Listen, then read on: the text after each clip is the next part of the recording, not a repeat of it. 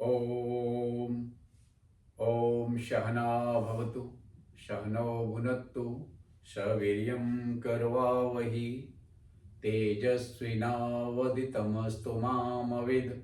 विशावहहि।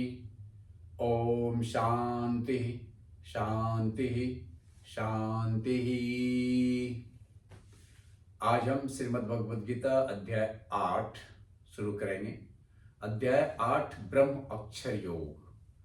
अभी हमने श्रीमद् भगवद गीता का अध्याय 7 समाप्त किया, जिसके अंतिम 2 श्लोक में भगवान जी कहते हैं, जो मुझसे नित्य युक्त होकर के मुझे बसता है, वो in true sense able to understand the Brahm, adhyatma, कर्म, अधिभूत, अधिदैव एंड अधियज्ञ। सो 6 चीजों को वो समझते हुए मेरे को प्राप्त करता है, और अगर वह प्रयत्न करता है तो अंत समय में भी वो मुझे प्राप्त कर लेता है। ये भगवान जी ने 7 नंबर के श्लोक नंबर 27 और 28 में कहा। अभी 8 नंबर का जो अध्याय है ब्रह्म अक्षर योग, जैसा कि मैंने बताया था कि 7 नंबर से भगवान जी अब अपने बारे में बता रहे हैं, और 6 नंबर तक उन्होंने जीव के बारे में बताया था। अभी हम भक्ति योग पे चल रहे हैं। तो अध्याय 8 में 2 श्लोक अर्जुन का प्रश्न है। Based on the chapter 7 last versus, जब भगवान ने बोला कि ये 6 चीजों को जानते हुए तुम मुझे प्राप्त कर लोगे, तो अर्जुन का एक स्वाभाविक प्रश्न आया कि तत् किम ब्रह्म किम अध्यात्म किम कर्म पुरुष उष्णते। अभी वो प्रश्न पूछ रहा है भगवान जी से कि हे भगवान जी, हे मधुसूदन, हे कृष्ण, आप मुझे बताएं कि ब्रह्म क्या है। पहला क्वेश्चन। किम अध्यात्म, अध्यात्म क्या है। दूसरा क्वेश्चन। किम कर्म, कर्म क्या है। तीसरा क्वेश्चन। अधिभूतम किम प्रोक्षते, अधिभूत किसको कहते हैं। चौथा क्वेश्चन। अधिदैव किसको कहते हैं। 5वां क्वेश्चन। और अधियज्ञ किसको कहते हैं। 6ठा क्वेश्चन। और 7वां क्वेश्चन अर्जुन भगवान को पूछते हैं कि ये अधियज्ञ जो है वो कहाँ रहता है, और मरने समय हम इसे किस तरह से प्राप्त कर सकते हैं। भगवान जी ने इस 7 प्रश्न का जवाब दिया है। लेकिन यहाँ समझने वाली बात है कि अर्जुन हम और आप हैं, और Arjun representing all of us. Arjun बहुत ही डिसिप्लिन्ड छात्र है। वो भगवान जी से अभी जो प्रश्न पूछ रहे हैं और गूढ़ प्रश्न होते जा रहे हैं, अब उसको थोड़ा थोड़ा समझ में आने लगा है कि ये जिससे हम बात कर रहे हैं वो मेरा दोस्त, सखा, मित्र नहीं है, ये तो ब्रह्म परमात्मा है। और इसका प्रश्न भी अभी थोड़ा ऊही होते जा रहा है। तो अर्जुन ने पूछा भगवान जी से 8 नंबर अध्याय के पहले नंबर श्लोक में, आप मुझे बताएं ब्रह्म क्या है। आपने तो बोला कि ब्रह्म को प्राप्त करते हुए मेरे में समाहित हो जाएगा। आपने बोला अध्यात्म को समझते हुए मेरे को प्राप्त कर लेगा। आपने बोला कर्म करते हुए मेरे को प्राप्त कर लेगा। आपने बोला अधिभूत, अधिदैव, अधियज्ञ को समझते हुए मुझे प्राप्त कर लेगा। तो आप मुझे अब बताएं टेक्निकली कि ब्रह्म क्या है, अध्यात्म क्या है, कर्म क्या है, अधिभूत क्या है, अधिदैव क्या है, और अधियज्ञ क्या है। ये 6 क्वेश्चन पूछा पहला श्लोक में, और फिर दूसरा श्लोक में बोलता है कि अधियज्ञ रहता कहाँ पे है, और मरने समय भी यदि कोई मनुष्य उसे प्राप्त करना चाहे तो प्राप्त कैसे कर सकता है। और तीसरे श्लोक से भगवान जी अब उसे बताना शुरू करते हैं कि ब्रह्म क्या है। तो अक्षर ब्रह्म परमम। भगवान जी बहुत ही सिंपल स्वीट आंसर देते हैं कि अक्षर जो है, जिसका क्षर नहीं होता है, वो ब्रह्म है। अक्षर ब्रह्म परमम। स्वभाव अध्यात्म उच्यते, और उसका स्वभाव जो होता है वही अध्यात्म है। पहले मैं जस्ट बताता हूं, फिर एक्सप्लेन करूंगा। भूत भाव उद्भव करो विसर्ग कर्म संगते। जीव के वासना से उत्पन्न जो चीज है वो कर्म कहलाता है। अधिभूत क्या है? तो अधिभूत ये 5 भूतों से बना हुआ हमारा और आपका शरीर है।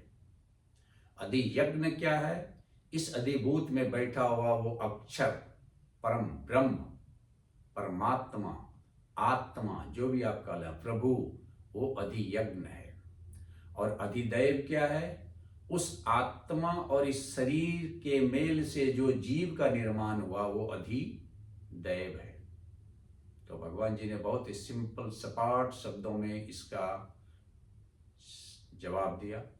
और फिर 7वां प्रश्न का जवाब भगवान जी ने दिया कि ये अधियज्ञ जो है, ये जो परमात्मा है, ये जो आत्मा है, ये जो प्रभु है, ये अधिभूत यानी शरीर के अंदर विराजमान है। इसलिए हम और आप कहते हैं कि आत्मा शरीर के अंदर है। और उस अधियज्ञ को आप अगर जान जाते हो अंत काले अपि, अंतिम समय में भी, तो ब्रह्म निर्वाणम उच्यते, तो आपको ब्रह्म निर्वाण की प्राप्ति हो जाती है। आपको निर्वाण की प्राप्ति होती है, आपको मोक्ष की प्राप्ति होती है। तो इस तरह से भगवान जी ने इस 7 प्रश्न का उत्तर दिया अर्जुन को।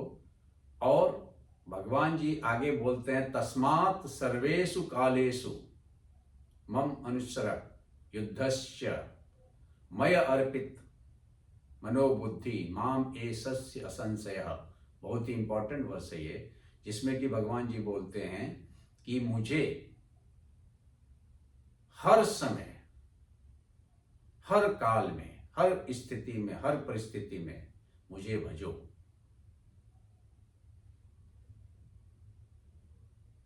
और मेरे अनुसार ही कर्म करो। तो क्या होगा? तो फिर मेरे में मन और बुद्धि को जब लगा दोगे तो मुझे प्राप्त करोगे, इसमें कोई भी संशय नहीं है। तो इस तरह से भगवान जी ने अर्जुन के माध्यम से हम सभी जीवों को बोला कि मेरा अनुसरण करो, मम अनुसरण सर्वेषु कालेषु, सभी काल में, मम अनुसरण, मुझे अनुसरण करो, युद्धस्य, और युद्ध करो। युद्ध represents the Karma, action, obligatory duty, और युद्ध करो यानी कर्म करो। इसके साथ मय अर्पित मनः बुद्धि, मुझ में मन और बुद्धि को अर्पण कर दो। Mann represents the emotion, buddhi represents the intellect.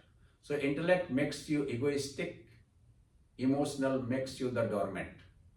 दोनों भी अति अच्छा नहीं है। इसलिए मन और बुद्धि के सामंजस्य किया हुआ कार्य ही सफल कार्य कहलाता है। मन के द्वारा किया हुआ कार्य आपको गिल्ट पैदा करेगा। इंटेलेक्ट के द्वारा किया हुआ कार्य आप में अहंकार प्रोड्यूस करेगा। इसलिए भगवान जी बोलता, मय अर्पित मनः बुद्धि, मेरे में मन और बुद्धि दोनों को अर्पण कर दो। माम एषस्यसि, मुझे ही प्राप्त करोगे, असंशयः, इसमें कोई भी संदेह नहीं है। तो इस प्रकार से भगवान जी ने इस 5 श्लोक में इस अध्याय का गूढ़ बात कह दिया। अभी ब्रह्म क्या है? इस अध्याय का नाम ही है अक्षर ब्रह्म योग। तो क्षर और अक्षर, जो क्षर है वो ब्रह्म नहीं है। वो या तो वस्तु है, या तो विषय भोग विलास की वस्तु है, या तो शरीर है, या तो इंद्रिय है, या तो मन है, या तो बुद्धि है, या तो अहंकार है, या तो चित्त है, या तो वासना है, लेकिन ब्रह्म नहीं है। ब्रह्म कौन है? जो अक्षर है, जिसका क्षर नहीं होता है, जिसका क्षय नहीं होता है, जिसका नाश नहीं होता, वो ब्रह्म है। पहला आंसर भगवान जी ने दिया। सोना कभी नाश नहीं होता है। जेवर को आप गला दो फिर सोना बन जाएगा, सोना को फिर जेवर बना दो वो फिर जेवर बन जाएगा। जेवर गलता है, सोना बन जाता है, सोने से फिर जेवर बन जाता है। ठीक उसी तरह से ब्रह्म से हम शरीर की उत्पत्ति होती है, शरीर का वृद्धि होता है, शरीर का क्षय होता है और शरीर का नाश होता है। लेकिन वो ब्रह्म जो है वो अक्षर है, और उसमें भी परम अक्षर ब्रह्म, परम, उससे और कोई भी परम नहीं है। अक्षर में भी जो सबसे परम है वो ब्रह्म है। अध्यात्म क्या है? तो हमारा और आपका जो स्वभाव है वही हमारा और आपका अध्यात्म है। और हमारा और आपका स्वभाव क्या है? ब्रह्म की प्राप्ति। नदी का स्वभाव क्या है? समुद्र से मिलना। ठीक उसी तरह से हमारा और आपका स्वभाव क्या है?